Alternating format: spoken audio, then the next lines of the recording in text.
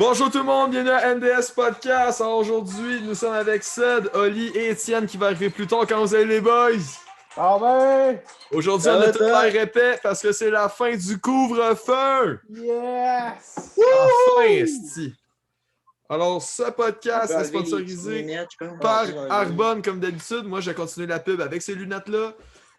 Alors, qu'est-ce que c'est Arbonne? C'est de la crème pour améliorer la peau. C'est de la poudre à mettre dans les breuvages pour faire le même usage aussi. C'est pour être des beaux bonhommes comme moi, Ced, Oli et Étienne qui va arriver plus tard. Alors, on espère que vous allez acheter ça. Les boys, ça va faire des beaux cadeaux, autant pour vous que pour votre blonde. Et on espère que vous allez aimer ça. Alors, aujourd'hui, les boys, là, enlève pour les la lunettes. LNH. Enlève les lunettes. Ouais, je vais mettre mes autres lunettes, par contre. OK. Donc, aujourd'hui, pas de nouvelles de la semaine. Il n'y en a pas eu beaucoup. Et la plus grosse, on va la faire plus tard, en fait.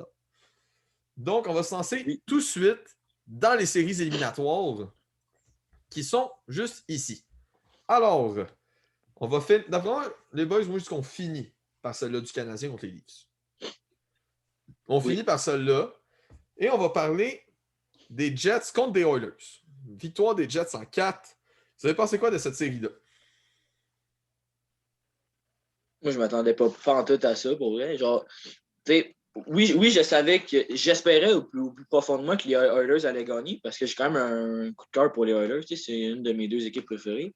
Mais je savais que Winnipeg allait gagner. Mais de là à ce qu'ils gagnent en 4 contre McDavid, Draisaitl, Tyson Barrie puis Mike Smith qui a connu une saison au-delà des attentes, je m'attendais vraiment pas en 4. Moi, je pensais en 6. Moi, j'avais prédit en 6. Fait que, moi, je me disais en 6 ou en 5, ça serait plus genre réaliste, entre guillemets. Mais là, en 4, j'ai comme fait. J'ai été sur le cul un peu. Là. Oui. Les Oilers n'ont jamais été là de la série. Autant McDavid, Draisaitl que tout le restant des Oilers, en fait. Pour moi, cette série-là m'a déçu. Ouais. Énormément. Lise, je ne sais pas ce que tu en as pensé, mais en tout cas, pour moi, c'est une déception. Oh oui, ça montre que les Oilers sont bâtis sur les performances en général de Connor McDavid. Et puis McDavid ne s'est pas présenté malheureusement en série. Donc l'équipe était juste pas de calibre. Tu as vu les Jets de Winnipeg, la stratégie de jeu, là, c'est quand que le trio de McDavid était sa glace qui embarquait le trio le plus responsable défensivement. Puis ça a été maîtrisé toute la série, puis ça s'est fini en 4. Aussi simple que ça. Oui. C'est vraiment dommage, par contre. Pour les Oilers, pour moi, je m'attends à un ménage à Edmonton. Ouais, clairement.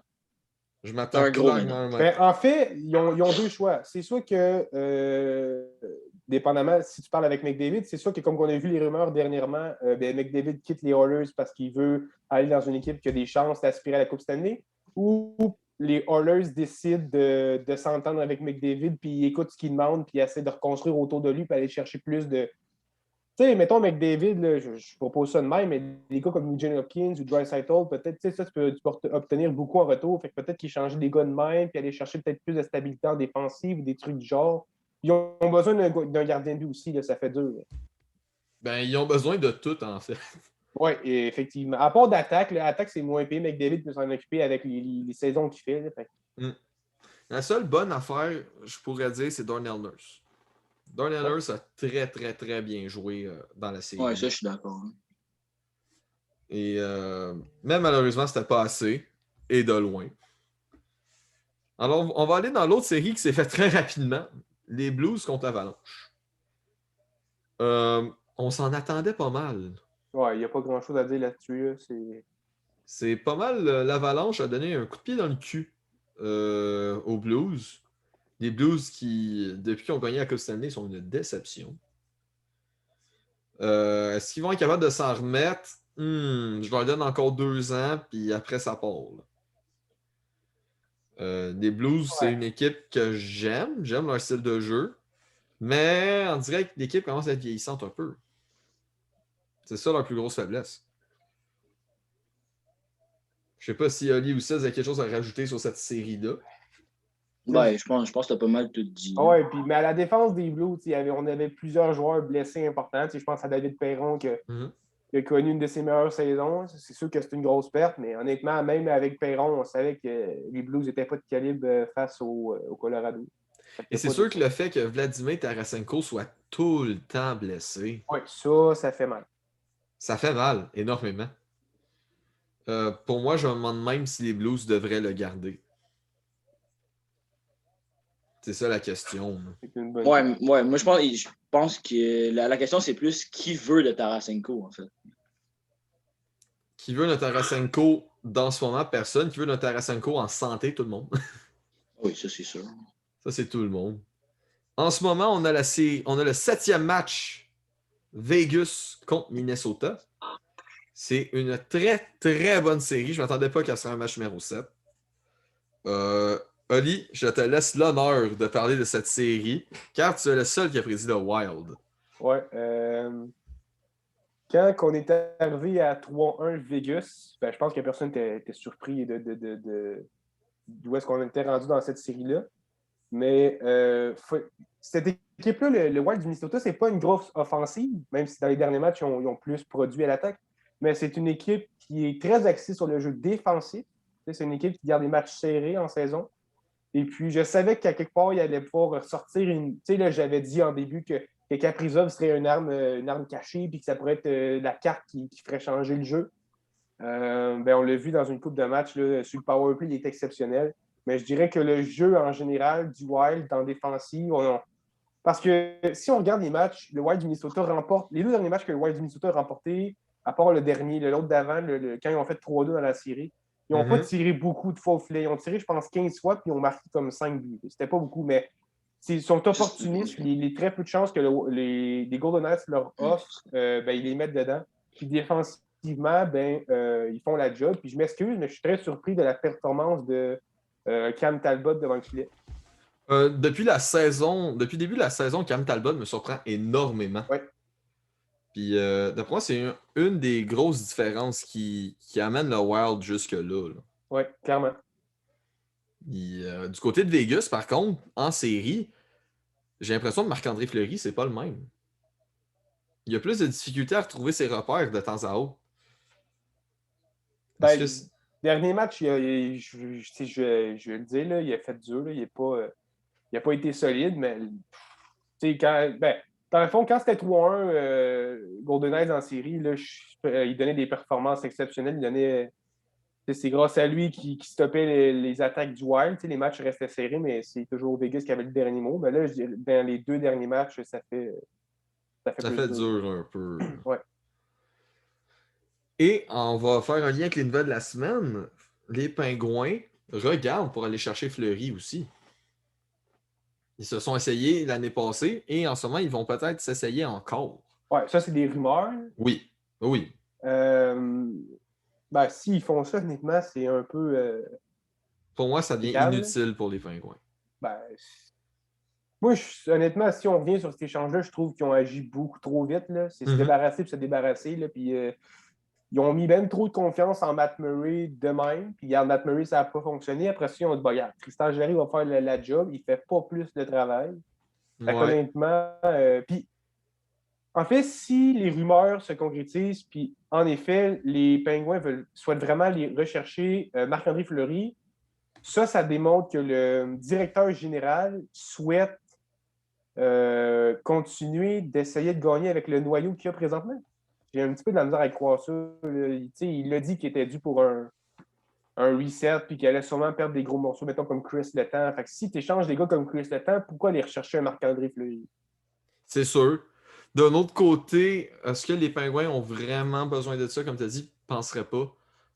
Tristan Jarry, d'après moi, il a juste besoin d'avoir plus d'expérience avec lui en playoff parce qu'il est très déçu.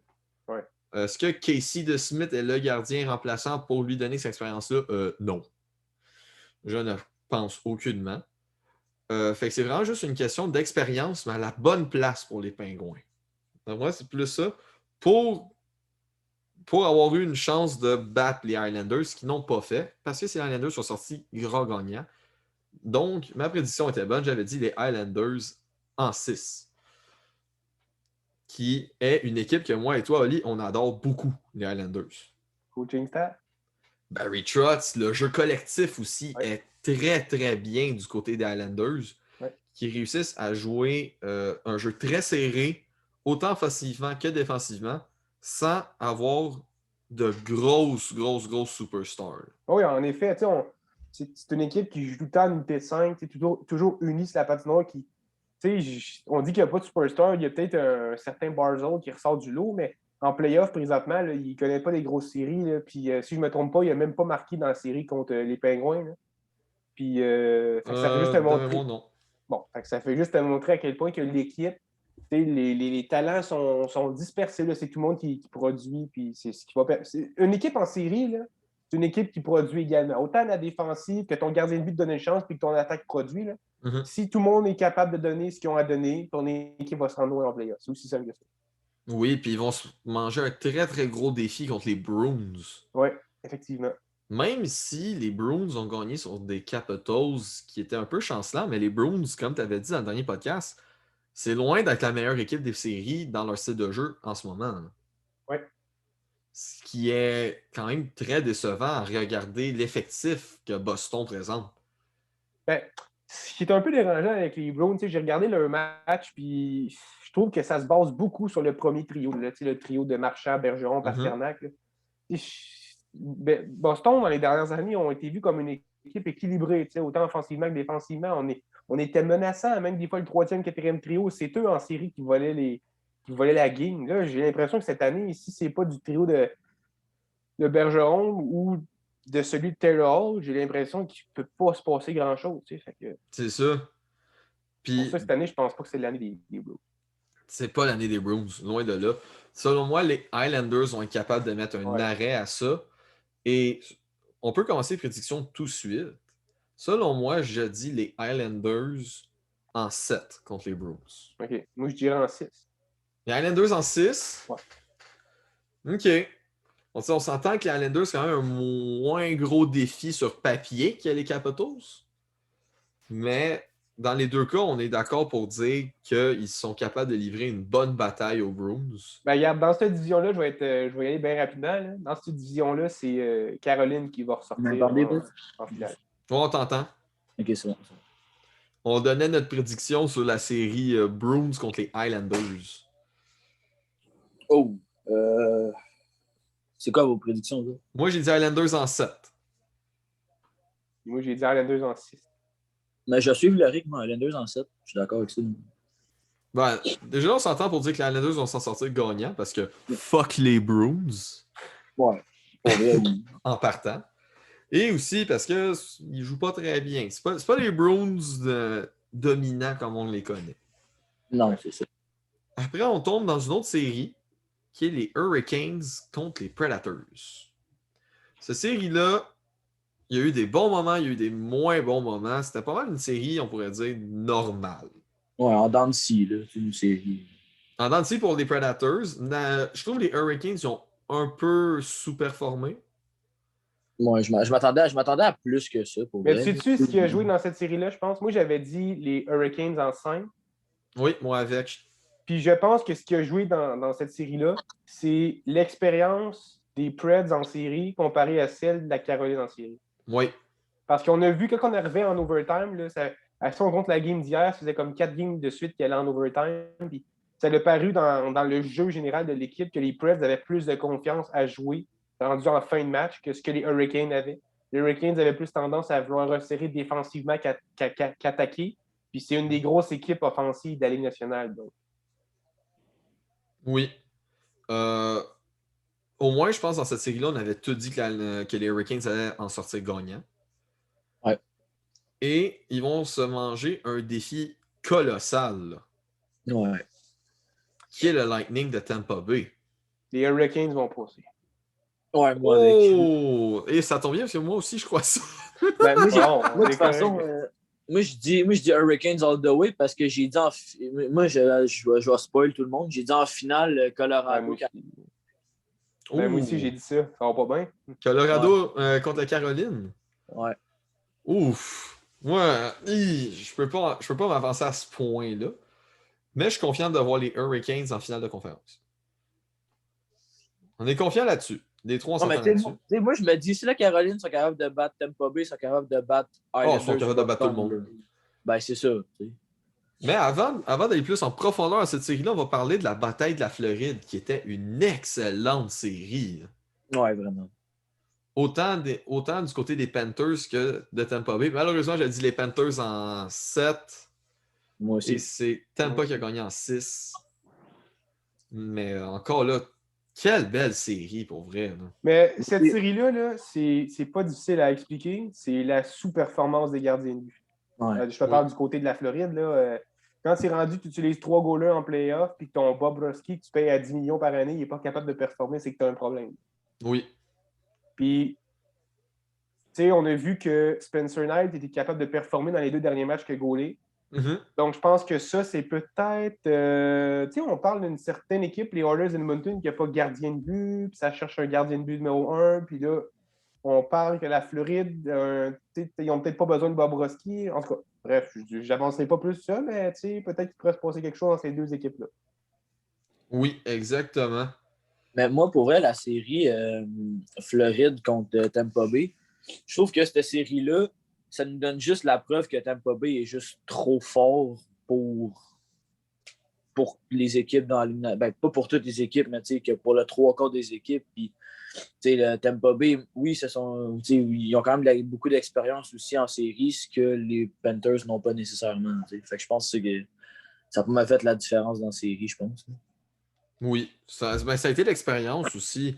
Le fait que Tampa Bay sont les défendants de la Coupe Stanley, ils ont plus d'expérience que les Panthers, que c'était leur première fois en série depuis vraiment, vraiment longtemps. Là. Mais c'est surtout que sur papier aussi, Tampa Bay sont bien meilleurs que Floride. Là. Oui. Oui, il y avait ça. Donc maintenant, si on va dans l'opposition du deuxième round, là, qui est les Hurricanes contre Tampa Bay, malgré le star power de Tampa Bay, moi je vois les Hurricanes s'en sortir, mais pas indemne, en 7.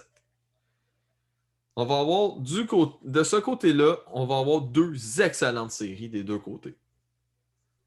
Ouais. Moi, je vais y aller avec les Hurricanes en 7. Est-ce que c'est un choix comme un peu underdog? Oui. Est-ce que c'est un choix un peu favoritisme? Oui. Mais selon moi, les Hurricanes sont capables de battre Tampa Bay. Moi, je vais y aller contre ce que je pense, puis je vais faire un hot take en même temps, OK? Hurricanes en 4, genre? Non. Moi, je veux que les Hurricanes gagnent, mais je vais dire Tampa Bay en 5. Oh, donc les Hurricanes ne feront pas long feu. Ben, tu sais, parce que moi, j'avais dit les Hurricanes en finale de la Coupe, puis c'est ce que je veux qu'il arrive. OK. Sauf que juste parce que je suis down de faire un hot take, m'a dit Tampa Bay en 5. OK. Puis toi, mais au plus profond de moi, je veux que Caroline gagne. Oli est incertain. Ouais, moi, j'ai envie de dire que ça va y aller du côté. Ça va dépendre de la performance des gardiens de but. Mais moi aussi, j'ai dit Hurricanes, mais je sais pas. Le Lightning a l'air sur une lancée depuis l'année dernière. Puis honnêtement, ça va être une équipe tough à battre. Mais je vais garder ce que j'ai dit, puis je vais dire Hurricanes en 7. Ouh, OK. OK. Donc, à part ça, il n'y a personne qui, dans Étienne, ne peut pas nous donner ses prédictions pour le moment. Donc, Ced est le seul qui prend pour Tampa Bay, même s'il espère que ce soit les Hurricanes. Ouais, c'est juste pour faire le show puis dire que j'ai fait un hot take. Là. Donc, ça nous amène à la dernière série qu'on veut couvrir.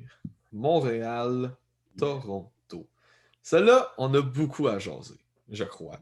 Ouais. Énormément même. Et je vais vous laisser commencer, les boys.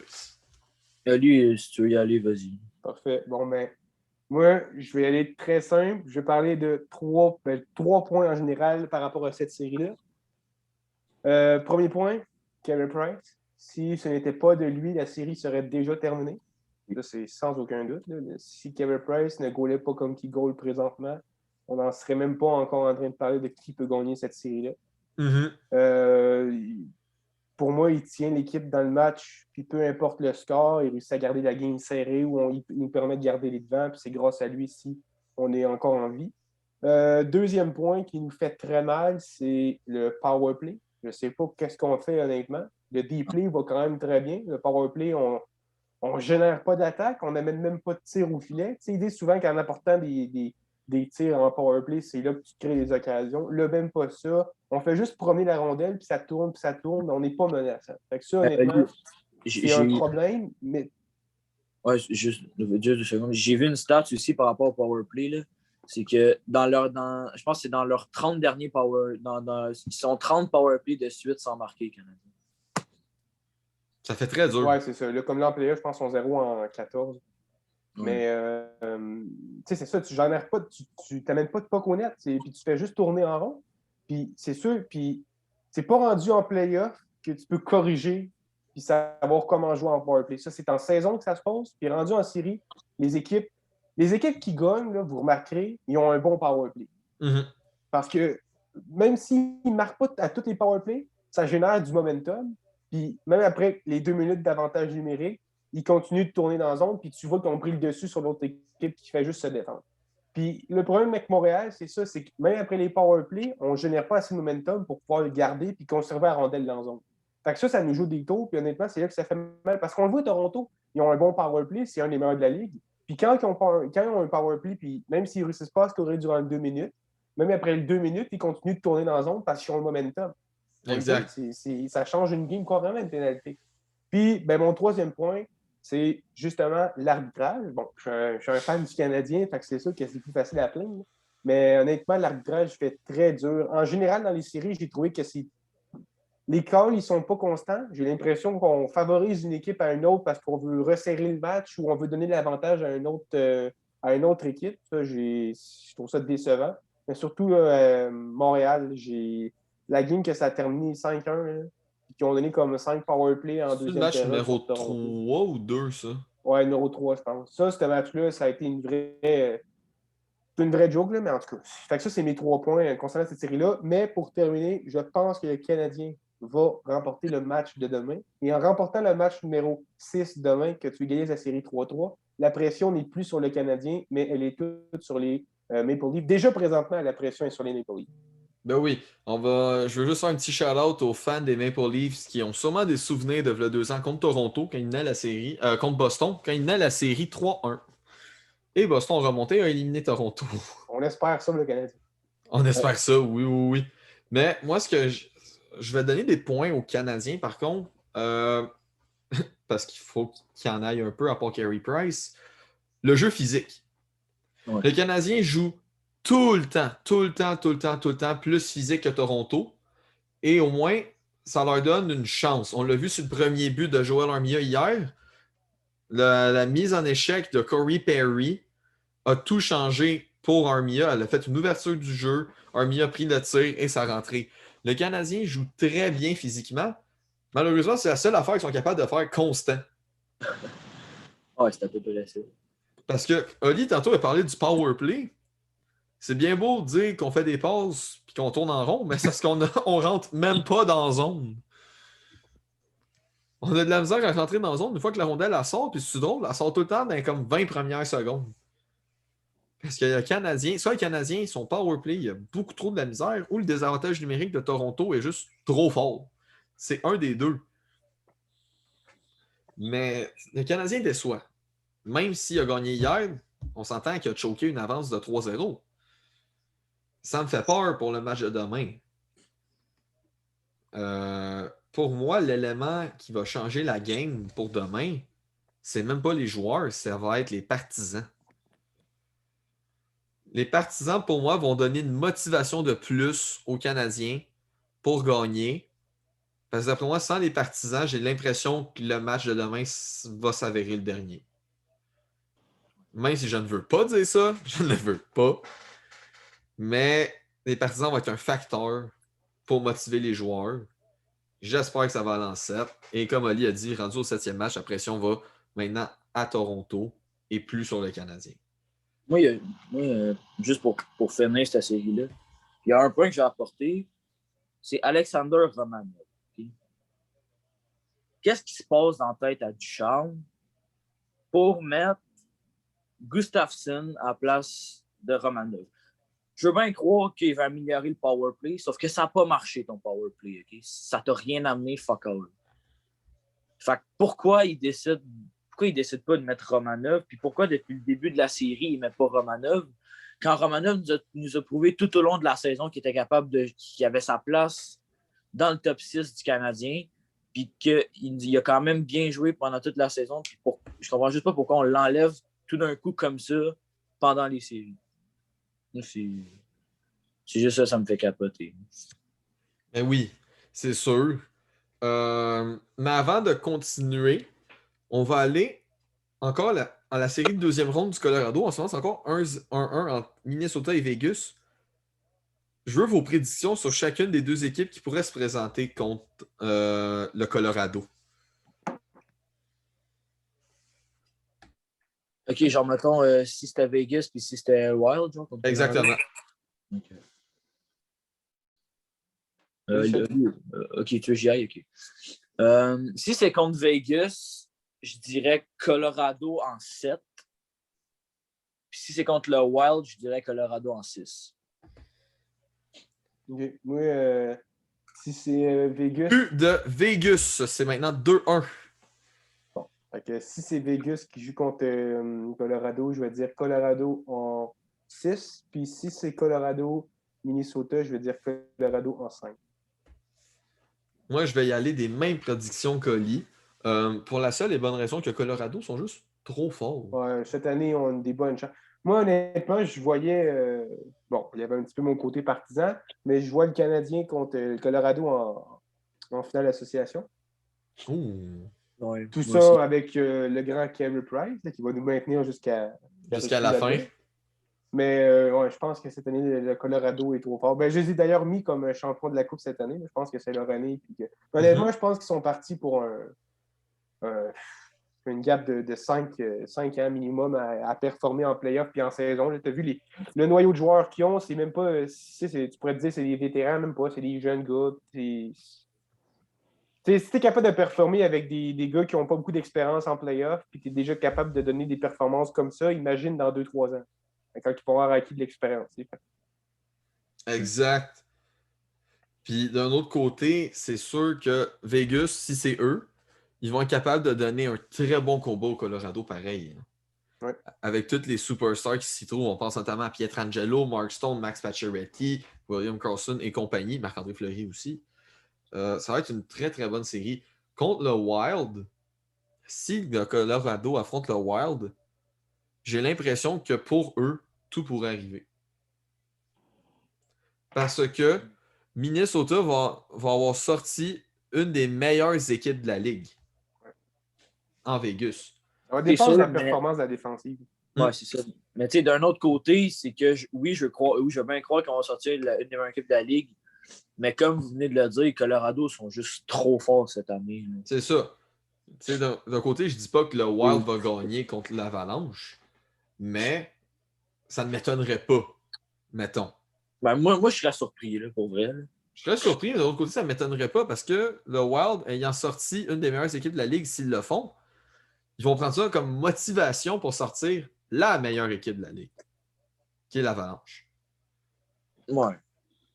Je comprends ce que tu veux dire, mais moi, je serais quand même extrêmement surpris que le Wild passe au travers de l'Avalanche. Surtout de Nathan McKinnon. Ouais. Et maintenant, on va faire la même chose, mais pour les Jets. Si Toronto se prend contre les Jets, je ne sais pas pourquoi, mais j'ai l'impression que les Jets vont gagner. Okay. Je dirais les Jets en 6. Moi, je dis Jets en 7. En 7? Oui, moi, dire Jets en 5 pendant qu'Étienne, le fan de Toronto, arrive. Pendant que notre fan de Toronto arrive. Et voilà. On ne t'entend pas. Oh, les boys. Ah, là oui. Oh, Yes, oui. Justement, on faisait notre prédiction de deuxième tour si le Canadien ou Toronto affrontait les Jets. Oh, ouais, si vous voulez que j'embarque direct, parce que moi, j'ai déjà mon tape, puis je suis déjà parlé le Rick. Ben oui, vas-y. OK. Vous direz si vous êtes de mon avis, les boys. Là. Si samedi, Montréal gagne, ils gagnent la série. Ils gagnent la série contre Toronto. Et c'est dit par un fan de Toronto. Je te le dis. Ça me fait mal de le dire, mais s'ils gagnent samedi, ils vont gagner la prochaine game, puis ils vont gagner en 7. Malheureusement. Puis moi, je te dis que si Toronto gagne demain, Toronto gagne la série. Quand même intelligent, toi. Ben, t'es J'aime quand ça. même bon en logique, C'est un hot tu sais, take. mais C'est un hot take, Non, j'aime mais ça. honnêtement, puis je vais expliquer pourquoi vite, là. Montréal, ils n'ont rien à perdre, premièrement. Toronto ont toute la pression. Puis ils ont déjà la pression, puisque là, Montréal, ils ont gagné la dernière game. La prochaine, s'ils regagnent, ils vont avoir le coup de tourner dans Montréal. On le sait déjà, là. Il va y avoir du monde au Centre Bell. Tu sais, tous ces facteurs-là, je pense, ça va ajouter de la pression sur Toronto, malheureusement. Mais non, c'est ça. Fait que, honnêtement, là, puis rendu là après ça, Game 7, tout peut arriver. Là. Fait que, Exact. moi, je suis pas mal sûr que ce serait ça. Mais si Toronto gagne, tu penses que contre les Jets, ça serait combien la série? Parce qu'on a fait les deux côtés. Là. Jets. Ben, j'ai pas encore dit les Canadiens. Là. OK. Malheureusement, si Toronto gagne, encore une fois, je pense que ça va être Jets 106. Ouais, OK. Jets 106. Le problème à Toronto, c'est le goaler. Puis les Jets étant une équipe extrêmement offensive, ça va être difficile de contenir les buteurs de cette équipe-là. Comme je le dis tout le temps, tu gagnes jamais avec une défensive. Mhm. T'as bien beau scorer 7 buts, si l'autre équipe en fait 8, tu perds pareil. Oui. Puis si c'est Montréal qui se prend contre les Jets, les boys, Montréal, pas en combien? Moi, je dis Montréal en 7. en 7. En 7. Yes, sir, Oli. Je pense que Loric et moi, ça va être différent. Le Wild vient de scorer, les enfants, c'est 2-2. Oh. Aïe, Fait que Caprizov. Oh, ben, Ah, oui, c'est évidemment. sûr. Je sais pas. Je vais aller en dernier, Loric. Let's go. Tu y vas. Je vais aller en dernier. Je veux dire Canadien en 7. De l'autre côté, les Jets, c'est tellement la bête noire du Canadien cette année. Surtout Carl Connor. Mais ce qui nous a coûté cher contre les Jets de Winnipeg cette saison, c'est souvent le power play. Fait que si tu es capable de jouer discipliné, puis je pense que si tu sors encore du jeu, si on passe Toronto, si tu sors du jeu physique comme contre Toronto, tu peux encore faire taire les vedettes, comme les Carl Connor. Si tu joues physique avec ces gars-là, ils vont se calmer. C'est la même affaire, ils vont prendre leur trou. Pas tort. Je dirais. J'aimerais dire Canadien en 7, mais je vais dire Jets en 6. Simple. J'allais dire la même chose. Tout simplement à cause de comment. Oui, je sais que les playoffs, c'est une autre game totalement. Mais à un moment donné, il faut se rendre aux évidences et aux faits qui s'est passé. Je veux dire, les Jets ont tout le temps été. C'était comme les sénateurs pour Montréal, quasiment. Là. Oui. Carl Connor, surtout, c'était la bête noire. Même si Price goal sa tête, je veux dire, je pense que les Jets ont l'avantage assez net dessus. Puis il ne faut pas oublier aussi que les Jets, ça fait déjà pas loin d'une semaine qu'ils se reposent. Hein. Oui. Aussi. Ça va les aider grandement. Et avant d'aller dans notre mini-jeu, on va demander à Étienne de faire sa prédiction pour la deuxième ronde au complet, pour terminer ses prédictions de deuxième tour. Alors, Bruins contre Islanders, Étienne. Ah, vous me mettez sur le spot, mais... Bruins en 5. Ouh! Quoi? En 5, ouais. Bruins OK. en 5. T'as donné une idée? Moi, Oli, on a dit les Islanders en 7. Non, Bruins en 5. À voir comment ils ont totalement détruit Washington, je me demande comment les Islanders vont faire pour contenir ça. OK. Honnêtement, je sais que ça repose juste sur ça, puis c'est très débattable comme argument, mais on s'entend qu'ils ont ramassé Washington. Genre, ils ont soufflé totalement. Ah, mais Washington s'est pas présenté. C'est sûr. Ça, c'est sûr, mais je veux dire, mais à l'inverse, Boston est arrivé plus que prête. Là. Boston est arrivé avec le couteau dans les dents. Là.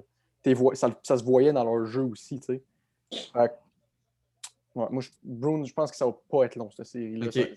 En 5 ou en 6 max. Hurricanes Tampa Bay. Ça va être long, ça. Ça va être long, ça, je pense. Honnêtement, là. Moi, je dis Caroline en 7. Bon. Oh! Comme moi, Oli. Sauf celle a dit Tampa Bay en 5. Oh boy! Okay, Non, mais Étienne, j'ai dit Tampa Bay en 5, mais parce que pour vrai, je veux que Caroline gagne, mais juste pour dire que j'ai pris un hot take, j'ai dit Tampa Bay en 5. Oh, OK. Là, on va faire comme on a fait pour le Canadien, Étienne. L'Avalanche contre Vegas et ou contre le Wild. Quelles sont tes prédictions? Vegas contre le Wild? Non, Avalanche contre le Avalanche Wild contre ou le Wild. Avalanche contre Ouais. Vegas. OK. On va faire les deux. Fuck off. Moi, je dis le Wild qui va aller contre le Wild. Je veux qu'il gagne. Fait que Wild en. Ben, ça va être en 7, là. Fait que Wild en Contre 7. l'Avalanche? Ouais, Wild en 7. Wow! Je veux qu'il gagne, puis Kaprizov va fucking bob, je le sais. Puis Ouais, si, tout dépend de Kaprizov. Tout dépend de Kaprizov. S'il Puis- bob, il gagne en 7. puis si c'est Vegas qui affronte l'Avalanche? Ça va finir encore en 7, mais je vais prendre pour l'Avalanche. Ça a l'air vraiment bizarre comme take, je le sais, là. Mais ce que je joue vraiment la carte Kaprizov, c'est ça l'affaire. Ben, Je base mon pick sur Kaprizov. Puis je me dis que l'Avalanche sont juste probablement trop forts. Je sais que c'est bizarre comme hot take, c'est juste que je veux vraiment que Minnesota fucking gagne. Là, pour vrai. Kaprizov bop, parce que j'ai vraiment l'impression qu'il pourrait avoir le tournant dans la série. Si Kaprizov fait genre, il bop, comme je dis. Ok. hey, ça serait-tu bon une finale d'association Canadien Wild? Hey, Ça serait bon, ça. hey. Alors maintenant, allons à ce qu'on attend depuis tantôt. L'affaire McDavid. On va faire vite. Mais l'affaire McDavid, ce qui a sorti, c'est v'là 2 ans. Connor McDavid aurait donné une limite à la direction des Oilers, disant qu'il leur donne 2 ans pour se replacer, pour donner une meilleure équipe à McDavid. Sinon, il s'en va. Le 2 ans est venu à terme lorsque les Oilers se sont fait massacrer par les Jets plus tôt cette semaine. Donc, moi, Oli, Étienne et Ced, nous avons fait un échange chacun de notre côté en tant que DG des Oilers pour voir ce qu'on peut recevoir contre McDavid. Et c'est Oli qui va en premier. Oli, explique-nous ton échange. Tabarnak! Juste voir la tête d'Étienne avant. Là. Ouais. Juste que tu Aïe, aïe, check, aïe. ouais. C'est moi, c'est Je veux ta voir la tête, tête là. de Ced. Je ne comprends pas, là. C'est. Ben, en fait, je vais utiliser le terme de Laurie tantôt. C'est pas juste un changement d'équipe, c'est un changement de culture. Hein? C'est bien ça que tu as dit. Si oui, Non, mais je veux dire, c'est parce que tu as littéralement changé. C'est rendu genre. les Hurricanes d'Edmonton. Ça, c'est les Hurricanes d'Edmonton, littéralement. Ben, moi, je veux juste dire un affaire, tu donnes crissement trop. Qui donne trop? Non, Edmonton, il donne trop? non. Ben, toi, Big, tu donnes Non. McDavid et Draisaitl. Honnêtement, oui, mais regarde qu'est-ce qu'il donne aussi à. Ouais, c'est ça, regarde ce qu'il reçoit. Ben, gros, Oui, il donne, ouais, oui, ben, donne gros. Oui, il donne gros, mais les deux donnent gros. Donc, même, genre, ça s'équivaut. C'est juste que c'est énorme. Genre, tu changes l'équipe au complet, là, c'est plus ça. Ben, écoute, si, mettons, on regarde vers la Caroline, je trouve qu'ils ont une équipe quand même bien bâtie. Fait en donnant, malgré qu'ils donnent tout ça, je pense que les Hurricanes peuvent bien s'en sortir tout de même. On a vu la performance de. Écoute, son nom, je ne peux pas le dire parce que c'est trop fucké, mais le jeune gardien recru qui a gaulé dans les playoffs. Ah, Alex Nedeljkovic. Ouais, Nedeljkovic, lui. Nedeljkovic. Ouais. Moi, je pense qu'en amenant un Connor McDavid et un Draisaitl, là, les autres, on les oublie, là, Russell et James Neal, c'est juste des Poches, équilibrer le c'est trade, des puis poches et ramener des la bâtons, masse. là. Ouais, c'est ça, exactement. Fait que je pense qu'à quelque part, Caroline peut elle gagner dans cette équipe-là parce qu'il donne beaucoup d'offensives en Sébastien Aho, Martin Hitchens, Shvednika, ces affaires-là. Mais je pense que McDavid, Draisaitl, ça peut remplacer ça à quelque part. Du côté d'Edmonton, ben, on le voit, là, ce qui manque dans cette équipe-là, c'est tout, littéralement. C'est tout. Donc, je pense, ben, en fait, si on aurait pu plus élaborer cette trade-là, j'aurais amené ça à Edmonton pour refaire un autre échange après avec un de ces joueurs-là pour aller chercher un gardien de but. Oh! Ouais. OK. C'est quand même bien pensé. Oui, c'est Bien pensé. énorme comme trade, mais c'est bien pensé. Donc moi, je trouve, vite, avant d'arriver à celle-là, la seule affaire qui manque, c'est peut-être, je trouve qu'il y a peut-être trop d'attaquants, il manque peut-être un def. Ouais. Selon moi, c'est ça. T'aurais voulu que je donne un def de plus? Non, que tu reçois un def de plus. Ouais, ben tu sais, justement, c'est parce que si, mettons, Edmonton, qui a déjà pas beaucoup de défense, peut pas donner de défense, peut pas donner, mettons, un Darnell Nurse. Non. Fait que, t'es seul comme carte bonne à échanger, c'est en attaque. Puis en donnant beaucoup d'attaques, c'est rare qu'une équipe va te donner beaucoup de défense en échange. Là, Il y a sinon, ça. l'équilibre pas le trade. C'est pour ça que j'ai été comme ça. Ouais, c'est bien, c'est bien. Fait que maintenant, allons à celle-là de Ced, qui a décidé d'échanger avec les Panthers. Ouais. Ben, ça, moi, je suis allé avec McDavid, James Neal, Oscar Clefbaum, puis un deuxième contre Samuel Montembeault, qui a un problème un problème de gardien de but, on l'a réglé. Jonathan Huberdeau, pas besoin d'en parler. Aaron Ekblad, problème en défensive. Puis la clé de mon échange, c'est Barkov-McDavid. Je sais que ça ne s'équivaut pas pantoute, mais le premier joueur que j'ai ciblé en allant en Floride, c'est Alexander Barkov. C'est maintenant 3-2 Vegas. Oh. Tu peux Là, vous continuer. vous demandez sûrement pourquoi j'ai pris Keith Yandel, c'est juste pour que les salaires y fitent. Mais Keith Yandel, qui est un est-ce que, bon corps arrière sur la powerplay. Oui. C'est un homme d'affaires aussi qui est. Oli voulait racheter quelque chose, je pense. Ouais, Vas-y. c'est-tu fair comme trade, ça, les gars? Moi, j'ai Moi- l'impression que. Vas-y, Laurie. J'ai l'impression que c'est un oui puis un non, parce que Oscar Klefbom, c'est peut-être le meilleur défenseur des Oilers, si c'est pas le deuxième. Mais d'un autre côté, tu regardes, tu vas quand même chercher Aaron Ekblad puis Keith Yandel pour le remplacer. Moi, il y a Fait- une affaire que je veux dire là-dessus. Pour moi, Ouais, excuse. j'ai l'impression que c'est trop, mais d'un autre bord, je trouve que c'est correct pareil, tu sais. Moi, justement, je vais aller avec le contraire. Je trouve que la Floride enverrait trop défenseurs. Genre, oui, OK, je vais séparer ça en plusieurs morceaux, OK, là. Barkov, Huberdeau pour McDavid, parce que James Neal, on s'en bat les couilles totalement, là. Oui. Fait que ce serait Huberdeau, Barkov contre McDavid, puis après ça, Ekblad, Yandel contre Klefbom. Puis après ça, un choix de deuxième. Le choix de deuxième, bon, ça peut varier, là. J'ai l'impression que, pour McDavid, c'est correct, donner Huberdeau, Barkov, ça a totalement du sens, mais Ekblad, Yandel pour seulement Klefbom, c'est peut-être un peu trop, honnêtement. Ouais, Je mais sais de peut-être trop là, donné. Étienne, c'est juste que de là, tu dis que Barkov-Huberdeau pour McDavid, c'est correct. Fait qu'en McDavid, tu donnes plus, mais en Klefbom, tu donnes moins. Fait que ça s'équivaut. Ouais, mais l'affaire, c'est que, comme justement, je dis ça, c'est Barkov Huberdeau, ça s'équivaut quand même. Fait mais rendu à Cleveland, ça s'équivaut plus tant. Mais je comprends ce que je veux dire, parce que peut-être que toi, tu as juste pris en compte l'effet McDavid total, que genre, il est juste trop fort, fait qu'il faut que tu en donnes plus. Là. Oui. Ouais, c'est ça. On est pas mal tout allé avec cet effet-là aussi. Oh, Ben, tu sais, moi, je l'ai essayé, je t'ai envoyé en photo tantôt. Là. J'avais essayé le trade avec Floride par rapport à McDavid. J'avais ciblé un peu les mêmes joueurs que Ced. Puis moi, j'avais mis McDavid puis Neal, je pense, pour justement des gars comme Barkov, Huberdeau. Puis j'avais essayé Ekblad, puis il voulait rien savoir de la Floride. Déjà, la Floride ne voulait pas. C'est pour ça que je voulais savoir si vous trouviez que c'était fair ou non. Ben, pour moi, je pense que dans la vraie vie, ça aurait de l'allure.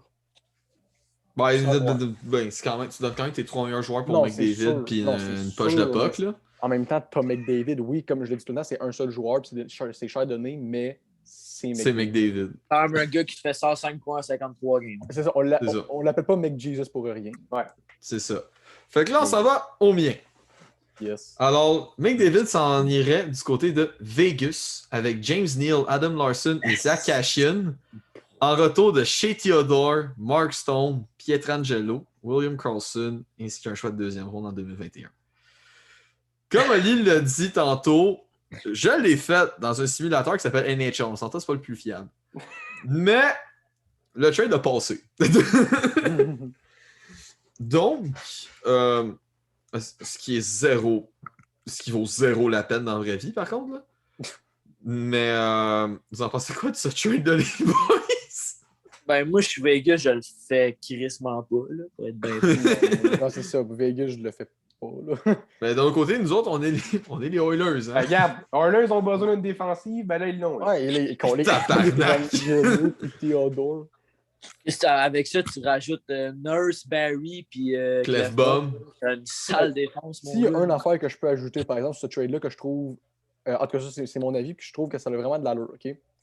Si tu combines Mark Stone et William Karlsson, non, ça équivaut pas au niveau de McDavid, mais tu vas rechercher un attaquant polyvalent et un kind of scorer, si on veut dire, avec William Karlsson. Tu sais, des qualités que McDavid a. Fait que tu perds, mais tu le reprends quelque part. Ça, je trouve ça bien.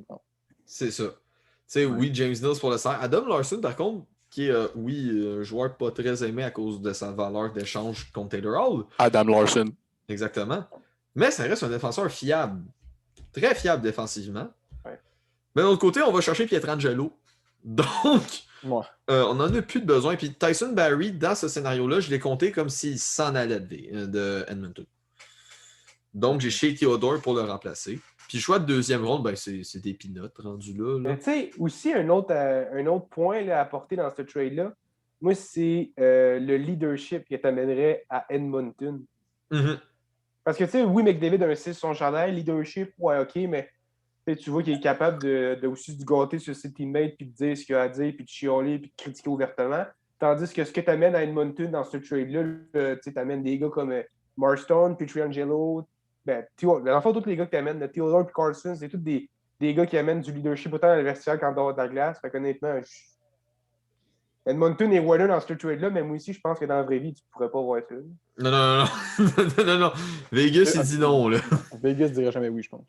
Jamais. D'un autre côté, McDavid jouerait quand même avec, encore là, si on regarde les joueurs qui iraient, Alex Stock. Alex Stock, Max Marchessault. Pacioretty, Fleury, Marchessault. Il jouerait quand même avec une très bonne équipe, même à Vegas ça. sont craqués, man. C'est quoi ça? Vegas, c'est pas simple. Fait qu'on y allait avec la dernière échange, qui est celle-là d'Étienne, avec les Jets. Donc, Étienne échange Connor McDavid, Evan Bouchard et Philippe Broberg en retour de Mark Scheifele, dont les Jets retiennent 1,95 millions du salaire, Pierre-Luc Dubois, Nikolai Ehlers, ainsi que 2 choix de premier tour. Et Vous en pensez quoi de ça? tu donnes. Mais je trouve que tu donnes trop parce que déjà que Edmonton, ils n'ont pas de défense, tu donnes tes 2 espoirs en défense contre genre Dubois puis Ehlers. J'ai fait mes recherches, puis non, c'est pas juste sur NHL, by the way, là. Je veux dire, là. Je fais mes recherches, puis dans la vraie vie, ils veulent vraiment s'en départir de Evan Bouchard et Philippe Broberg. Non, Wow! Ouais, ils veulent. C'est même pas des jokes. J'ai checké, puis ils sont pas vraiment intéressés à les garder. Je sais pas pour quelle raison, vraiment pas, mais ils sont pas tant intéressés à les garder. Wow! Ouais. Avec ça, ça reste c'est quand même les 2 meilleurs espoirs de la défense des Oilers, comme ça l'a dit. Fait que moi, ce que j'aurais fait, c'est peut-être enlever un choix de premier tour puis mettre Josh Morrissey ou Neil Pionk. Ouais. J'ai pas assez proche mettre Josh Morrissey. Mais finalement, je suis allé avec un premier tour. Parce que si je suis Edmonton, moi, c'est ça que je demanderais. Puis qu'est-ce que je voudrais, je vais expliquer ça. Là. On s'entend que Marchessault, Dubois, Ehlers, on va chercher littéralement tout ce que McDavid est en 3 joueurs. Ouais. Oui. Choix de premier tour, on peut apporter les prospects qu'on perd avec Philippe Broberg ou Evan Bouchard. Mm-hmm. Fait que moi, en tant qu'Edmonton, je demanderais ça 100%. C'est sûr que dans la vraie vie, on s'entend que je pense pas que ça serait réaliste. Mais, genre, c'est trop donné, comme Seth a dit, mais je pense que pour Edmonton, ce serait parfait. Puis d'un autre côté, on regarde ça, Connor McDavid jouerait quand même avec Cal Connor. Oui. Puis Blake Wheeler, expérience. Avec Blake Wheeler, ça serait quand même un très gros trio. Hein? Oh, ouais, ça serait pareil très solide. C'est dangereux. Ça serait crissement dangereux. Donc, maintenant, c'est l'heure du vote. On n'a pas le droit de voter pour son propre trade, bien évidemment.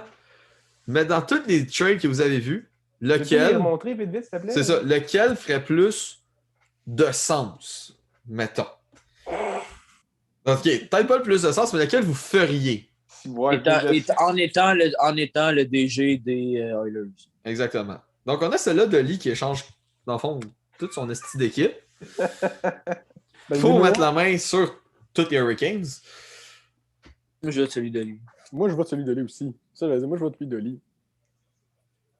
Pas moi. Moi, oui. Je le vote. Je peux pas donner Draisaitl et McDavid. Moi, je trouve que tu peux pas. Big Ao, Nikis, Svechnikov. Oui, genre. Si on parle juste des joueurs, oui, je le fais, mais sinon. Oublie pas ce que je t'ai dit tantôt. Si Draisaitl par Connor McDavid, Draisaitl ne fera pas les mêmes performances. Il fera pas autant de points que. Il y a ça. Mais d'un autre bord, tu sais, c'est qui t'enlèverais si t'enlèverais Draisaitl? Tu sais quoi, t'enlèverais Svechnikov? Puis Ravainen? Ouais, il faut t'enlèves la moitié du trade, puis t'enlèves un choix au draft aussi. Tu sais, ça reste qu'admettons, il jouerait avec ça reste que Draisaitl jouerait avec, admettons, Sébastien Aho puis Martin Necas. C'est pas rien. Non, effectivement. Mais moi, c'est peut-être juste le fait que c'est comme McDavid et Draisaitl dans le même échange. Ouais. Moi, c'est peut-être juste ça qui me titille un peu. Ben, sinon, je le fais. Sinon, je le fais, là. Regardez le retour, je le fais, là. L'échange de Ced, est-ce qu'il y a quelqu'un qui a fait? Est-ce qu'on peut voter 2 fois ou non? Bon, on peut dire pareil, là, rendu là. OK. En tout cas, je garde mon vote pour Oli, mais j'aime bien pareil l'échange de Ced pour vrai. Moi, je aussi, l'aime j'aime bien. Je la ferais pas, mais je l'aime bien. Mhm. S'il y en a qui feraient la mienne. Sad. Chris, mais hein. Regardez tout ça. C'est compliqué de dire non. Si on s'entend là-dessus. Effectivement. Et est-ce qu'il y en a qui feraient cela à Étienne? Oli la ferait. Ouais, moi, j'y vais. Je trouve que c'est le meilleur trade que j'ai vu à date. Ouh, ok. Oh, ouais. Ok. Écoute, Étienne, pour complimenter, là, rajouter de la cerise sur le sundae, la façon que tu l'as présenté, ton trade, là, en parlant, tu as fait tes recherches, Broberg, puis l'autre, j'ai oublié son nom. Bon. Bouchard. Ouais, qui veulent que les Edmonton ne sont pas intéressés à garder. Je trouve que tes deux choix de draft, c'est ça qui vient jouer dans le ballon. Ouais. Puis je pense qu'honnêtement, les gars que tu amènes à Edmonton, c'est des gros gars. Puis ouais, fait que je te donne la win pour ça. Yes, sir. On félicite Étienne. Yes! Donc, j'espère que vous avez aimé ce podcast-là.